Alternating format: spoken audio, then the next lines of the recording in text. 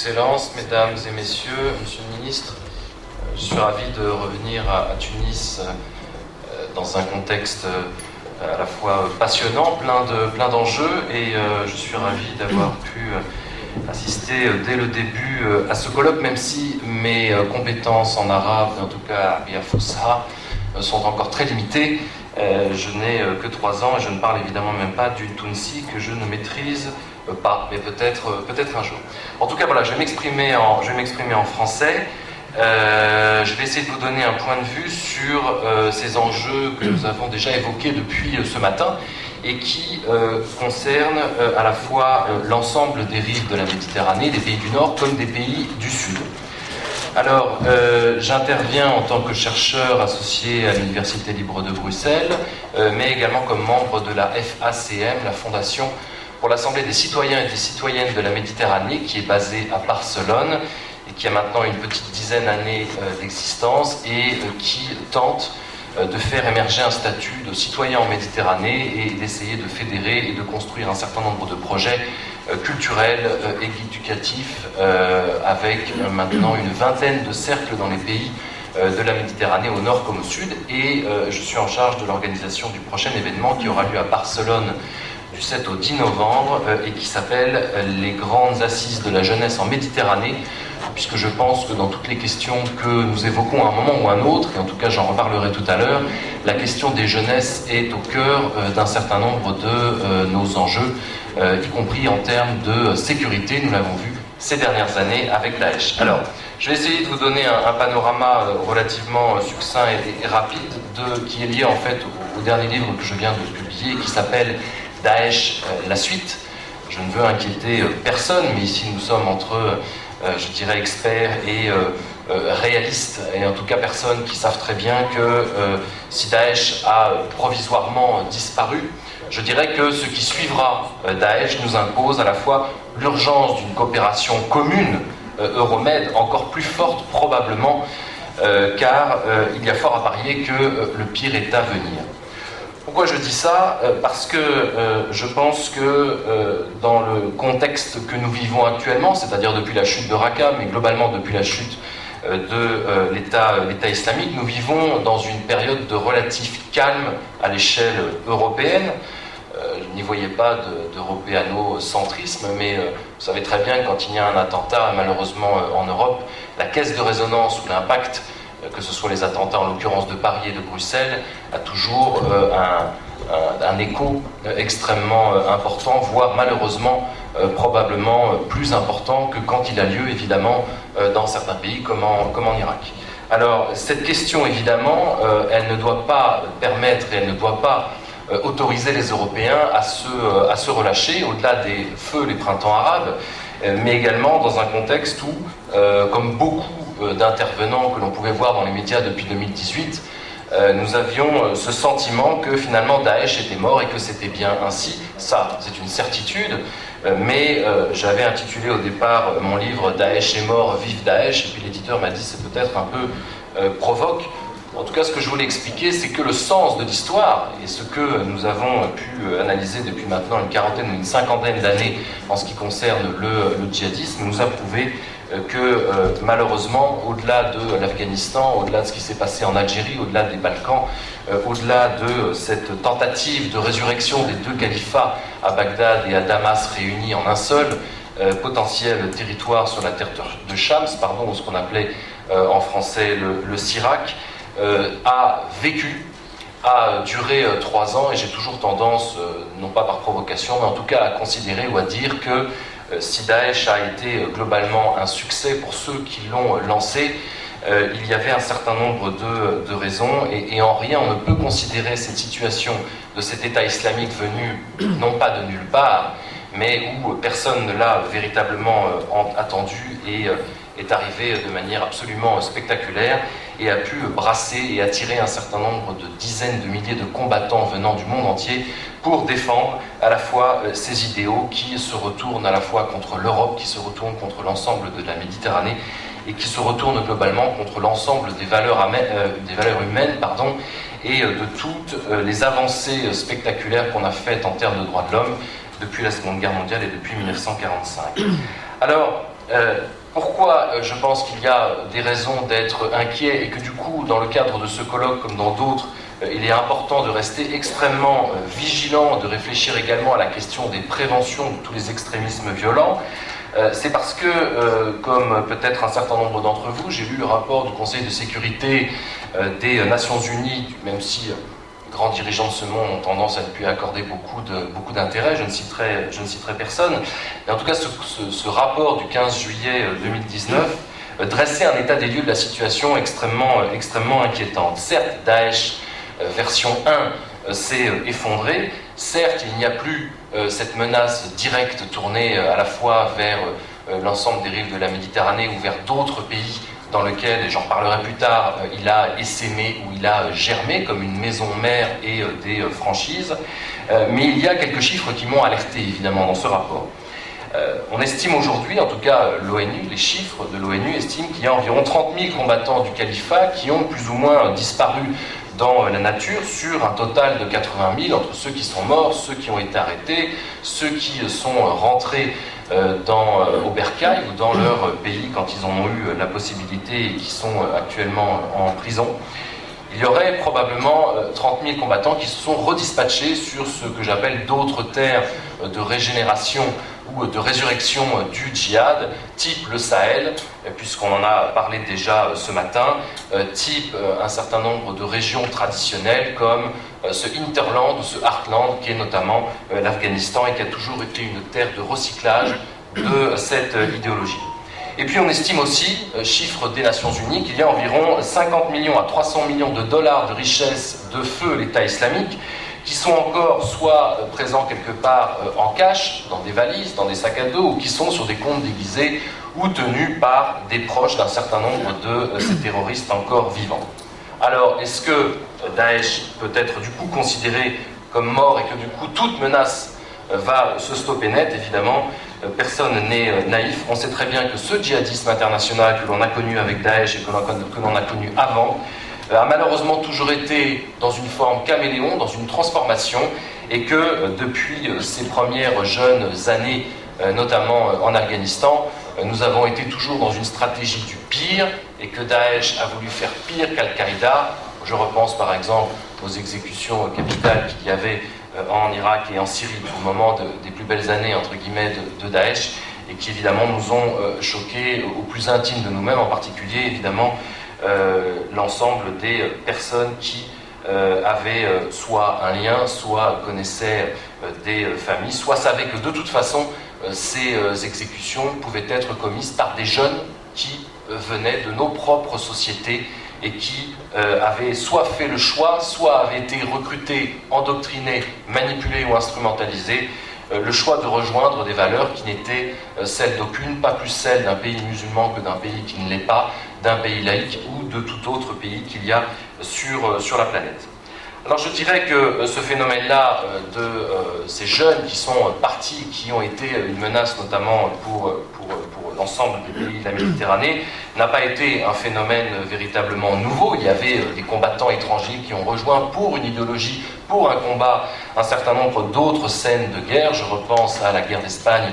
dans les années 30 et ensuite, mais également les combattants qui ont rejoint l'Afghanistan au moment de l'invasion soviétique en 1979 ou qui sont ensuite allés combattre en Algérie ou au Sahel pour permettre de mener ce fameux djihad.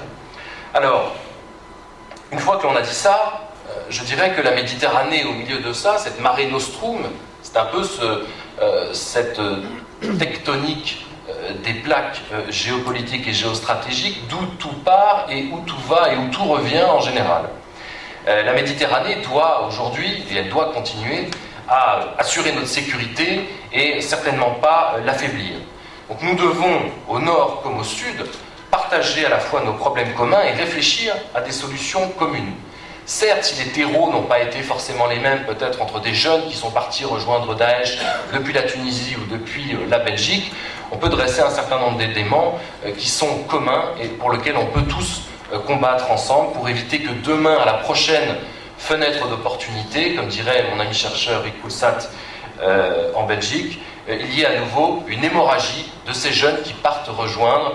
des projets à la fois soit nihilistes, soit des projets qui les permettent de se transformer, comme le psychanalyste franco-tunisien Fethi Benslama l'avait défini, de personnage zéro en personnage héros.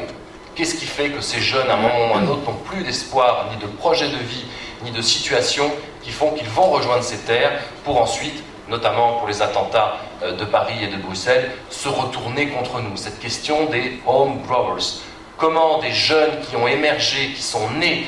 qui ont été éduqués dans nos sociétés, n'ont pas suffisamment de sentiments d'adhésion aux valeurs nationales, républicaines ou dans d'autres pays, pour ensuite être si désespérés ou si instrumentalisés pour se retourner contre leur propre société, voire leur famille, voire leurs très proches. Alors je dirais que la question est là. La question de la Méditerranée, elle est à la fois source de richesse, source de civilisation, une des plus belles réussites, je dirais, humaines d'un point de vue culturel, puisqu'à la fois elle a vu émerger une grande partie des droits humains qui aujourd'hui permettent, dans un système multilatéral, ou ce qu'il en reste à l'heure actuelle, de diffuser ces valeurs de liberté, d'égalité, de fraternité, et bien au-delà de ça, d'avoir fait émerger à la fois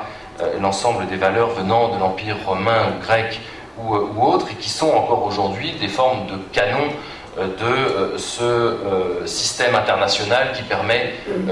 en tout cas qui permettait de protéger la vie humaine. Le problème de la Méditerranée comme frontière, aujourd'hui est accentué au-delà de la question des migrations, dont on parlera tout à l'heure, c'est qu'elle est non plus devenue un espace de circulation, vous le savez très bien, à la fois d'idées, de personnes, de marchandises, d'excellence, de spiritualité ou autre. Elle est devenue un miroir des frustrations, elle est devenue un système cadenassé politiquement qui fait que beaucoup de ces jeunes sont prêts à se jeter à l'eau pour rejoindre ce prétendu Eldorado européen ou d'autres projets mythiques, mystiques ou idéologiques, comme ce fut notamment le cas de Daesh. Alors évidemment, on a été confronté avec Daesh, ou ce qui suivra, ou ce qui a eu lieu avant, à une idéologie qui a transcendé des dizaines de milliers d'individus, une idéologie violente, une idéologie puissante, résiliente, et qui, selon moi, je pense, va malheureusement progresser, ou en tout cas être relativement enveilleuse, mais germer probablement également à travers nos systèmes de communication extrêmement rapides aujourd'hui dans la tête d'un certain nombre d'autres individus. Grande partie de ce questionnement, et en tout cas de ce que l'on essaye de mener notamment en Belgique avec une organisation de prévention des plus loin radicalisation avec laquelle je travaille, avec la Commission européenne notamment, c'est de réfléchir à l'avenir et le sort de ces jeunesses désemparées du Nord et du Sud, qui sont frustrées, perdues, en quête d'idéal, qui n'ont pas d'emploi, qui n'ont pas de situation forcément stable et qui sont prêts à faire ce choix de rejoindre des groupes terroristes, djihadistes, violents comme jamais. Et je dirais que quand je parlais de problèmes communs au début, qui touchent aussi bien le Nord que le Sud, c'est que ce chômage endémique, ce chômage des jeunes que l'on trouve en Tunisie, au Maroc, en Égypte et dans d'autres pays, mais également cette impossibilité pour un certain nombre de jeunes en Europe,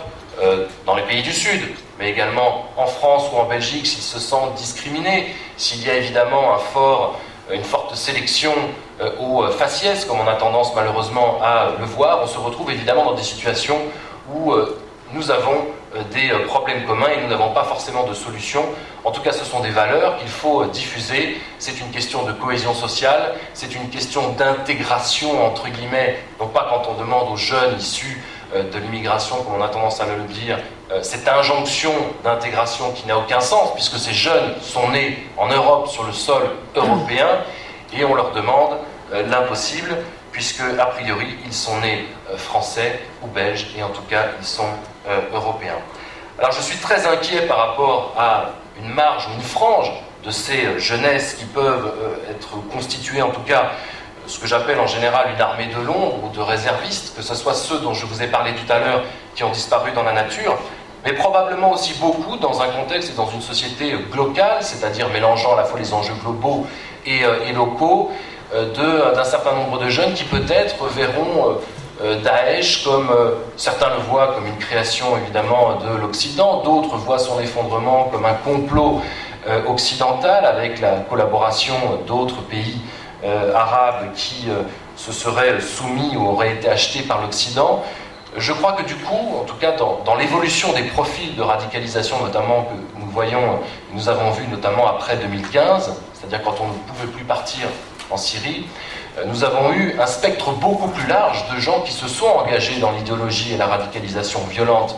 liées notamment aux dérives sectaires de l'islam, comme le dirait mon ami Dounia Bouzar. Nous avons eu des profils de plus en plus atypiques, c'est-à-dire qu'on n'était plus uniquement sur des gens qui représentaient des bombes humaines en étant passés en Syrie par le rite de passage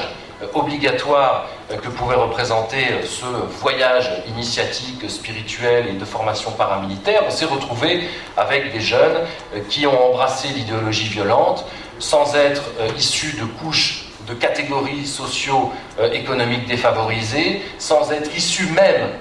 de sociétés, de familles, musulmanes. Nous avons eu de plus en plus de familles converties ou d'individus convertis, qui ont rejoint l'idéologie violente. Nous avons eu, j'ai travaillé dans les Alpes-Maritimes en France, des jeunes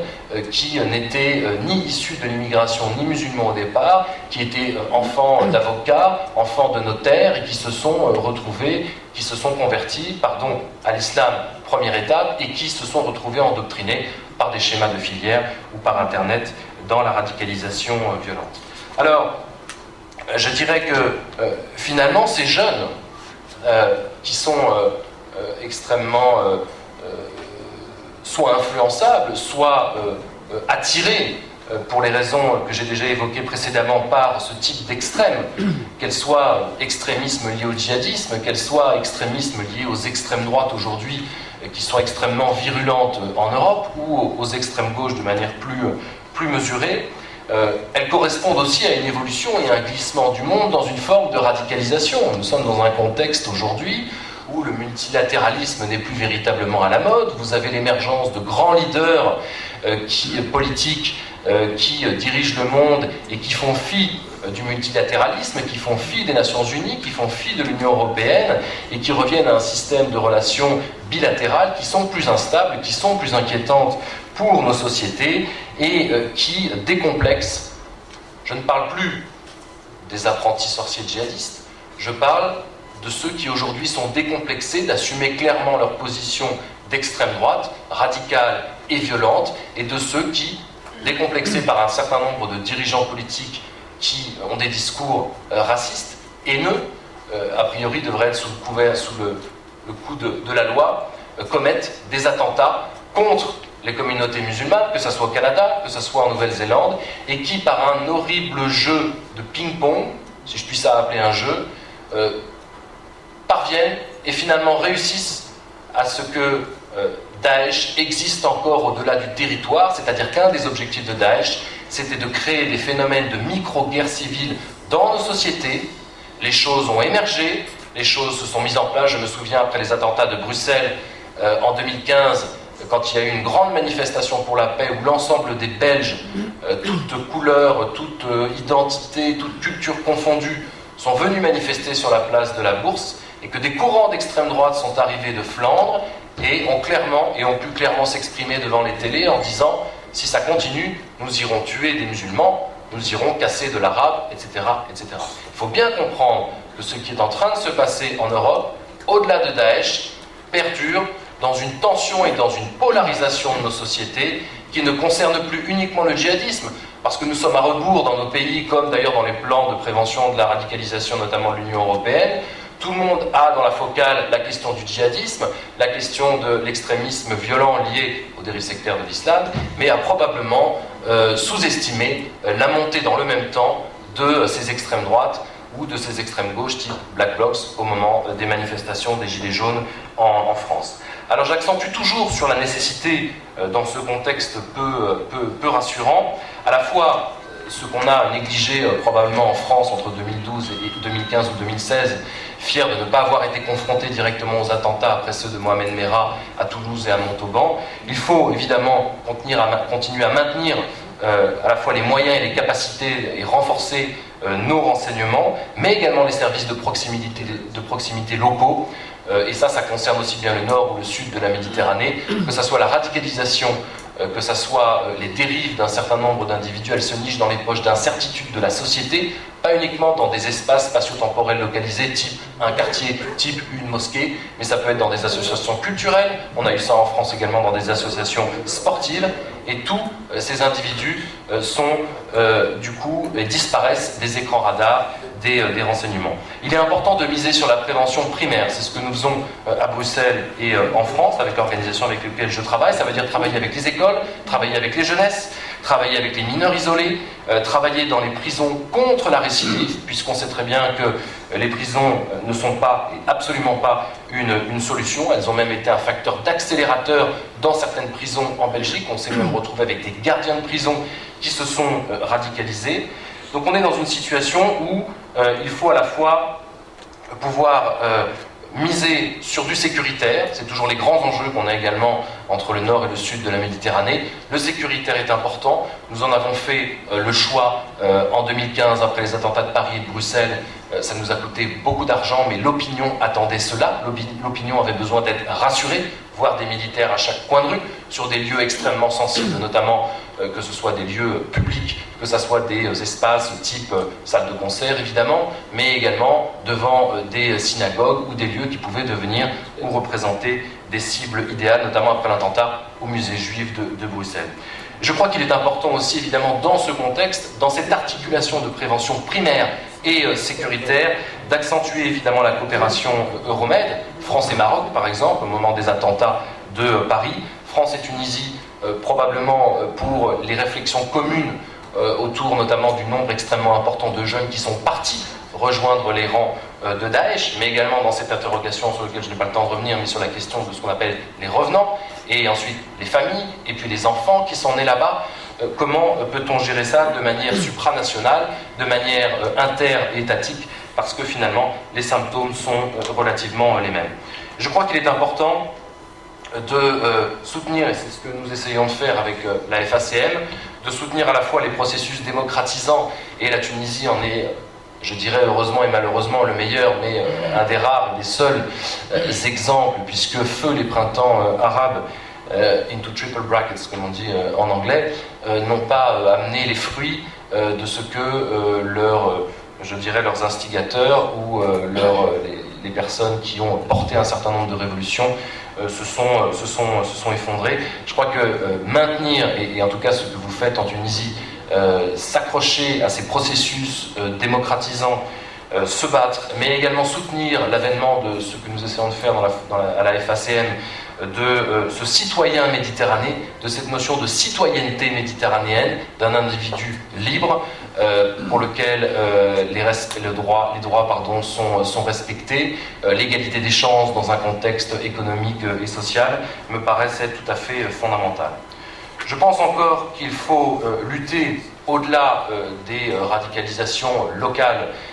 d'un point de vue positif par ce que les gouvernements peuvent faire pour éviter un certain nombre de dérives en luttant et en soutenant, des contextes économiques et sociaux extrêmement compliqués. Il faut aussi lutter, et je suis géopolitologue, contre les sources géopolitiques de la diffusion de l'idéologie radicale. Aujourd'hui, on sait très bien que ce soit Daesh ou que ce soit Al-Qaïda, ils ont revendiqué dans une partie de leur corpus idéologique certaines affinités avec le wahhabisme et le salafisme institutionnalisé et véhiculé et diffusé par l'Arabie Saoudite depuis maintenant un certain nombre de décennies. Je pense à l'exemple de la Belgique avec la fameuse mosquée du cinquantenaire qui pendant 30 ans a petit à petit diffusé certaines idéologies qui se sont ensuite retournées dans nos quartiers, malheureusement contre nous. Je finirai juste sur l'idée, contrairement et comme je le disais en introduction, qu'il ne faut pas être naïf sur cet effondrement vendu du djihadisme parce que Daesh a disparu. Je crois que, comme je le disais, nous avons de quoi être largement inquiets. Ce qui est plus inquiétant, c'est deux éléments. À la fois, Daesh n'est pas mort, mais la maison mère a essaimé. Aujourd'hui, nous avons une quarantaine de pays dans le monde qui ont une antenne, c'est-à-dire des groupes djihadistes qui ont une capacité d'allégeance très pragmatique et très opportuniste au courant qui est le plus à la mode. et vous vous retrouvez du coup avec des attentats extrêmement importants, je pense notamment au Sri Lanka,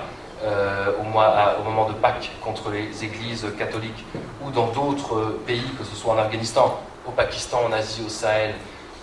en priorité, et peut-être d'autres situations où il y a de quoi être inquiet, je pense par exemple aux Balkans, et notamment à la Bosnie-Herzégovine. Il faut évidemment être alerte en permanence. Et tout ça pour anticiper la polarisation de nos sociétés dont je vous parlais. Vous savez qu'à l'époque, au moment de la fin de la guerre froide, nous avions tous craché sur Samuel Huntington en disant non, il n'y a pas de choc des civilisations, tout ça est un non-sens. Et comme une forme de prophétie autoréalisatrice, petit à petit, nos politiques, entre guillemets, pour faire simple, ont réussi à construire ces fossés entre un certain nombre de blocs, entre guillemets, civilisationnels. Mais comme le dit Amin Maalouf, dont je viens de lire le dernier livre, Le naufrage des civilisations, à la fois on peut avoir des polarisations. D'un côté, je prends de manière très simple et très schématique le bloc arabo-musulman, et puis de l'autre côté, le bloc occidentalo-américano décroisé avec les évangéliques derrière, qui aujourd'hui sont probablement les plus excités et les plus radicaux et les plus dangereux pour l'avenir de nos sociétés. Et vous avez à la fois dans ces chocs de civilisation progressivement construits, vous avez des implosions à l'intérieur même des blocs. Au sein même du monde arabo-musulman qui a toujours été d'une large et d'une très grande diversité, pour lequel les Européens ou d'autres voulaient nous faire croire qu'il y avait une forme d'unité et que tous les musulmans étaient les mêmes, comme, je ne sais pas, tous les chrétiens étaient les mêmes, ou tous les Américains sont les mêmes, vous avez des implosions à l'intérieur même des blocs. Vous voyez la situation par exemple dans les pays du Golfe, on est dans une implosion, dans un effondrement du CCG, dans une situation extrêmement tendue au niveau de la région du Golfe arabo-persique. Donc voilà, l'histoire elle est cyclique, ne l'oublions pas, restons sur nos gardes, soutenons cette coopération euro-méditerranéenne pour éviter de se retrouver dans une traînée de poudre d'une idéologie qui, comme on a toujours tendance à le dire, malheureusement ne meurt jamais. Je vous remercie.